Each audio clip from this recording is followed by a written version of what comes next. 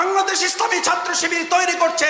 এই নিন 7 মানুষ, সুন্দর একটা বাংলাদেশ বিনির্মাণে আমরা আপনাদের পাশে আছি। আমাদের এই রাষ্ট্র সংস্কারের কাজ চলমান। আমাদের আমিরে জামাত ডাক্তার শফিকুর রহমান উনি একটা বক্তব্য দিয়েছেন। এই বক্তব্য কেউ কেউ ভিন্নভাবে এখন প্রচার করার চেষ্টা করছেন, অসৎ উদ্দেশ্যে সুবিধা ভোগ করার জন্য, এবং এই সরকারকে দুর্বল করে দিয়ে আর একটা অন্যায় প্রতিষ্ঠিত করার জন্য তা করা হচ্ছে।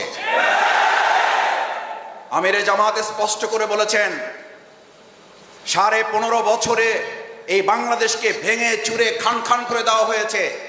সেই বাংলাদেশকে পুনর্নির্মাণ না করে তড়িঘড়ি করে আরেকটা নির্বাচন দিলে মূলত ওই সুবিধাভোগী, ওই অন্যায় ফ্যাসিস্টরাই আবার হয়তো মাঝখানে একটা সুযোগ তারা গ্রহণ করবে। আমাদের একতার অর্থ যদি কেউ মনে করেন বাংলাদেশ ইসলামী ছাত্র শিবির, বাংলাদেশ জামাত ইসলামী জনগণের ভোট, গণতান্ত্রিক অধিকার এবং দেশের মানুষের ভালোবাসা, এটাকে ধারণ করতে সক্ষম।